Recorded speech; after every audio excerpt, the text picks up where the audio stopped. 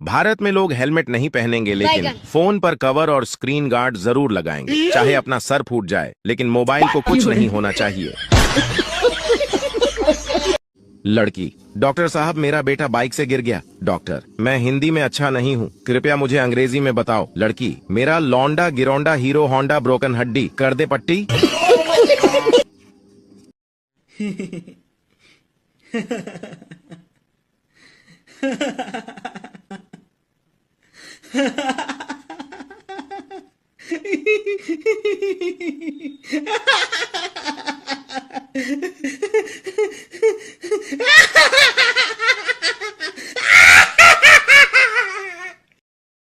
सुबह ब्रश किया तो टूथपेस्ट में लौंग थी, फिर चाय पी उसमें भी लौंग थी, दोपहर में दाल खाई उसमें भी लौंग थी, रात को बिरयानी खाई उसमें भी लौंग थी, सोने से पहले पान खाया उसमें भी लौंग थी। अरे तो कहना क्या चाहते हो? It's been a long day. दुख क्या है? 7 बजे नींद खुले और पता चले अब वापस नहीं सोना। खुशी क्या है? रात को 2 बजे नींद खुले और पता चले कि अभी 5 घंटे और सोना है। डबल खुशी क्या है? रात को नींद खुले और पता चले कल तो छुट्टी है। जापान में 2 भाई रहते थे। एक का नाम जो था, दूसरे का नाम वो था। एक रात जो को बाथरूम में भूत दिखा। जो डर गया और उसने वो को आवाज लगाई। वो दौड़ते हुए बाथरूम में आया और भूत को देखते ही उसका हार्ट फेल हो गया और वो मर गया। बस उसी दिन से कहावत हो गई, जो डर गया वो मर गया। पूरा सुनिए, मजा आएगा। मुझे तो अपनों ने लूटा, गैरों में कहाँ दम था। मेरी हड्डी वहाँ टूटी जहाँ हॉस्पिटल बंद था। मुझे जिस एम्बुलेंस में डाला उसका पेट्रोल कम था। मुझे रिक्शे में इसलिए बैठाया क्योंकि उसका किराया कम था। मुझे डॉक्टरों ने उठाया, नर्सों में कहाँ दम था। मुझे जिस बेड पे लेटाया उसके नीचे बम था। मुझे तो बम से उड़ाया, गोली में कहाँ दम था। और मुझे सड़क में दफनाया क्योंकि कब्रिस्तान में फंक्शन था। एक माँ ने अपने बच्चे से मार्कशीट मांगी। बच्चे ने मार्कशीट दिखाई जिसमें उसे गणित में 100 में से 90 अंक प्राप्त हुए थे। माँ ने मार्कशीट देखी और उसे जोर जोर से पीटने लगी। फिर बोली, तुम कब से इतने समझदार हो गए? जरूर तुमने 9 के 90 करे हैं। 0 अपने आप पढ़ाते हो। बोल बोल कर बस उसे पीटे ही जा रही थी और बच्चा बेचारा रोए जा रहा था। बच्चा हाथ जोड़ जोड़ कर बोल रहा था कि माँ, मैंने 0 नहीं बढ़ाया। मगर माँ कुछ सुनने के मूड में नहीं थी और उसे बस पीटे ही जा रही थी। 3 साल बाद माँ ने अपने बच्चे से फिर से पूछा कि सच सच बताओ, तुमने 0 बढ़ाया था? बच्चे ने कहा, नहीं माँ, मैंने 0 नहीं बढ़ाया था। माँ ये सुनकर फिर से गुस्सा हो गई और बच्चे को पीट कर चली गई। फिर बच्चा रोते हुए बोला कि दोस्तों, मैंने 0 नहीं बढ़ाया था, मैंने तो 0 के आगे 9 बढ़ाया था। और ये बात दूर खड़ी माँ ने सुन ली और आगे क्या हुआ आप देख ही सकते हैं। पिंटू एक बार अपने घर की लाइट सुधार रहा था, तभी उसके ऊपर बिजली का तार गिर गया। पिंटू तड़प तड़प कर मरने ही वाला था कि अचानक उसे याद आया कि बिजली तो सुबह से बंद है। वापस उठकर हंसते हुए बोला, साला याद नहीं आता तो आज मर ही जाता। When you study, you pass. And when you pass, you get happy. And when you get happy, you play. And when you play, you get tired. And when you get tired, you get sick. And when you get sick, you die. So don't study.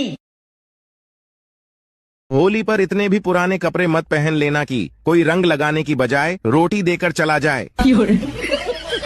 दोस्तों, 2 लड़के लड़की शादी करना चाहते थे, लेकिन लड़की का बाप चाहता था कि शादी ना हो। इसलिए उसने लड़के के सामने एक शर्त रखा कि अगर बारात में कोई भी बूढ़ा आदमी आया तो शादी नहीं होगी। लड़के ने मजबूरी में शर्त मान ली। जब बारात लड़की के घर जाने के लिए निकलने वाली थी, तभी लड़के के नाना ने कहा, मैं भी जाऊंगा बारात। लोगों ने समझाया कि अगर आप गए तो शादी नहीं होगी। नाना बोले, चाहे कुछ भी हो, लेकिन मैं जाऊंगा। लोगों ने फैसला किया कि बूढ़े नाना को डिग्गी में बैठा लो, लेकिन उन्हें बाहर मत मत निकालना। नाना को डिग्गी में डाल दिया गया। जब बारात पहुंची तो लड़की के बाप ने फिर से टांग अड़ा दी और लड़के से कहा, शादी तभी होगी जब तुम पास के इस तालाब से पानी की जगह दूध बहवा दो। बारातियों ने कहा, यह तो पॉसिबल नहीं है। बारात वापस आने लगी, तभी नाना ने डिग्गी से आवाज लगाई, बस इतनी सी बात के लिए तुम सब वापस जा रहे हो? जाओ, जाकर लड़की के बाप से कह दो कि हमने दूध का इंतजाम कर लिया है, आप तालाब का पानी खाली करा दो। अमेरिका में जब कोई बच्चा बाइक से गिरने के बाद घर पहुंचता है तो उसकी माँ सबसे पहले उसे बिठाती है, देन डॉक्टर को कॉल करती है। और जापान में जब कोई बच्चा बाइक से गिर जाता है तो उसकी माँ सबसे पहले उसके फ्रैक्चर चेक करती है और फ्रैक्चर चेक करने के बाद उनपे बैंडेज करती है। और जब मैं बाइक से गिरता हूँ तब माँ, हाँ बेटा मैं बाइक से गिर गया। क्या?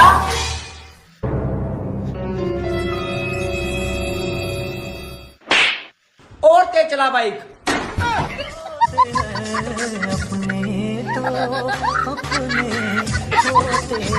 दोस्तों, एक बार एक राजा के राज्य में महामारी फैल गई। चारों ओर लोग मरने लगे। एक रात राजा को एक सपना आया कि हे राजा, तुम्हारी राजधानी के बीचों बीच जो पुराना सूखा कुआं है, अगर अमावस्या की रात को राज्य के हर घर से एक एक बाल्टी दूध उस कुएं में डाल दिया जाए तो अगली ही सुबह ये महामारी समाप्त हो जाएगी। राजा ने अगले दिन पूरे राज्य में यह घोषणा करवा दी कि महामारी से बचने के लिए अमावस्या की रात को हर घर से कुएं में एक एक बाल्टी दूध डालना जरूरी है। अमावस्या की रात जब लोगों को कुएं में दूध डालना था, उसी रात राज्य में रहने वाली एक कंजूस बूढ़ी औरत ने सोचा कि सारे लोग तो कुएं में दूध डालेंगे, अगर मैं एक बाल्टी पानी डाल दूं तो किसी को क्या पता चलेगा। उस कंजूस औरत ने रात में चुपचाप एक बाल्टी पानी कुएं में डाल दिया। अगले दिन जब सुबह हुई तो महामारी समाप्त नहीं हुई। राजा ने जब कुएं के पास जाकर इसका कारण जानना चाहा तो उसने देखा कि सारा कुआं पानी से भरा हुआ है। दरअसल दोस्तों, ऐसा इसलिए हुआ क्योंकि जो विचार उस बूढ़ी औरत के मन में आया था वही विचार सभी लोगों के मन में आ गया और सबने कुएं में दूध की जगह पानी डाला। दोस्तों, बात सिर्फ इतनी सी है कि जब भी कोई ऐसा काम आता है जिसे बहुत सारे लोगों को मिलकर करना होता है तो अक्सर हम अपनी जिम्मेदारियों से यह सोचकर पीछे हट जाते हैं कि कोई न कोई तो कर ही देगा। एक बूढ़ी औरत 2 लाख रुपए जमा करने बैंक जाती है। मैनेजर ने बुढ़िया से पूछा, इतने पैसे आपके पास कहाँ से आए? बुढ़िया बोली, मैं शर्त लगाती हूँ कि आपको भी शर्त लगानी है। मैनेजर बोला, नहीं। बुढ़िया ने कहा, वैसे भी आप मुझसे शर्त नहीं जीतेंगे। मैनेजर को गुस्सा आया और वह शर्त लगाने के लिए तैयार हो गया। बुढ़िया बोली, शर्त यह है कि कल सुबह 10 बजे मैं आपको 2 थप्पड़ मारूंगी और आपका पूरा शरीर हरा हो जाएगा। अगर ऐसा नहीं हुआ तो मैं आपको 10,000 दूंगी और यदि ऐसा हो गया तो आप मुझे 10,000 रुपए देंगे। मैनेजर सोचा, ऐसा संभव थोड़ी है। उसने शर्त मान ली। अगले दिन बुढ़िया अपने वकील के साथ बैंक पहुंची और शर्त के अनुसार उसने मैनेजर को जोर से 2 थप्पड़ मारे। इतने में वकील दीवार से सिर पीटने लगा। मैनेजर ने बुढ़िया से पूछा, ये आपके वकील को क्या हो गया? बुढ़िया मुस्कुराते हुए बोली, मैंने इससे 20,000 रुपए की शर्त लगाई थी कि आज सुबह ठीक 10 बजे मैं बैंक के मैनेजर को 2 थप्पड़ मारूंगी।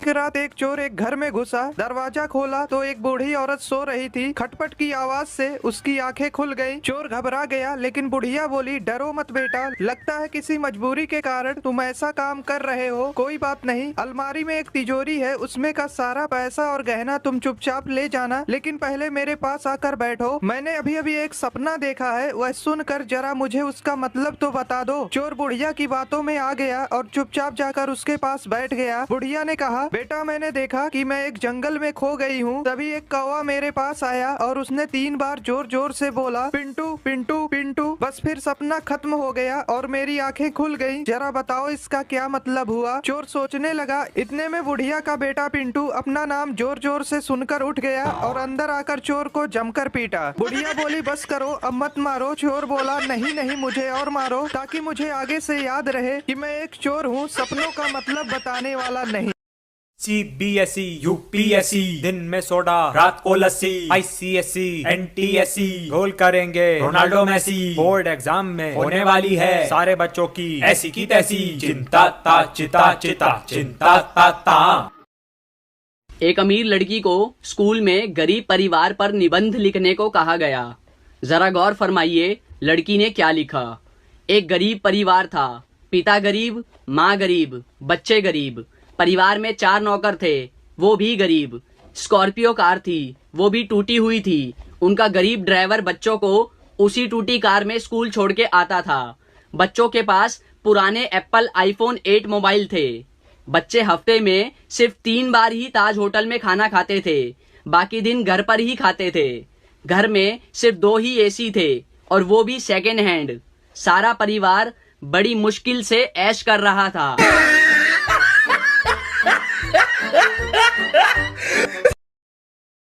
फेसबुक से थक जाते हैं तो व्हाट्सएप चले जाते हैं, जब व्हाट्सएप से थक जाते हैं तो इंस्टाग्राम पर चले जाते हैं। ओह माय गॉड, इतनी भाग दौड़ भरी जिंदगी।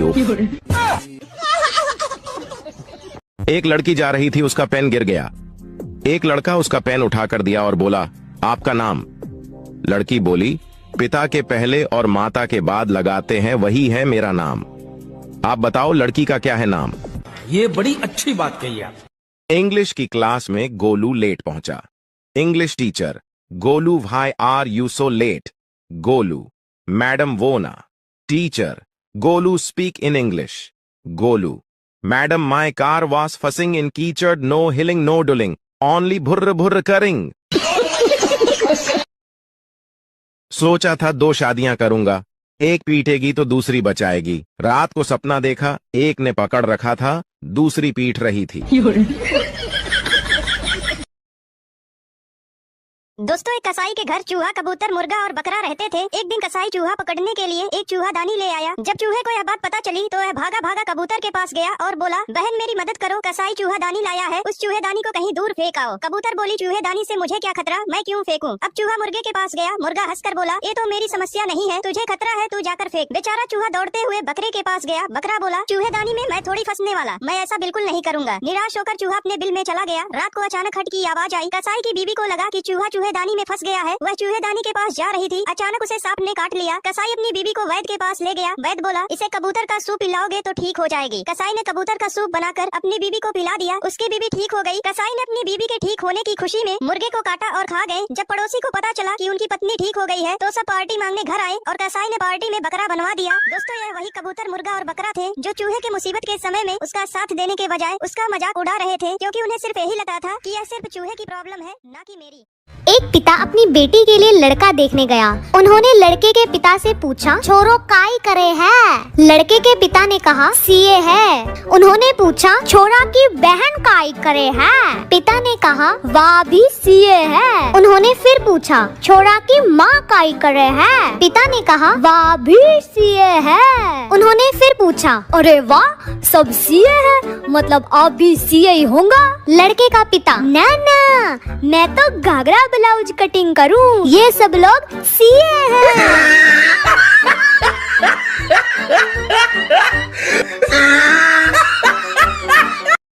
एक लड़का एग्जाम हॉल में बैठा था। पेपर बहुत टफ था। वह चीटिंग करना चाहता था लेकिन एग्जामिनर बहुत स्ट्रिक्ट था। थोड़ी देर बाद लड़के ने एग्जामिनर को अपने पास बुलाया और उसके कान में कुछ फुसफुसाया। एग्जामिनर चुपचाप जाकर चेयर पर बैठ गया और वहीं बैठा रहा। सभी छात्रों ने खूब चीटिंग की। एग्जाम खत्म हुआ तो सभी ने बाहर आकर उस लड़के से पूछा, भाई तूने एग्जामिनर को ऐसा क्या बोला कि वो चेयर से उठे ही नहीं? वह लड़का शर्माते हुए कहा, मैंने बोला था सर, पीछे से आपकी पैंट फटी है।